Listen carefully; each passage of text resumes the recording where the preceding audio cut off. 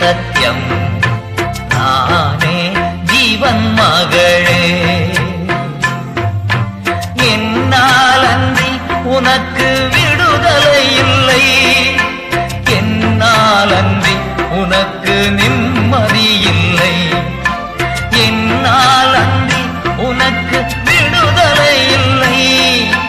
என்னால் அன்றி உனக்கு நிம்மதி இல்லை நானே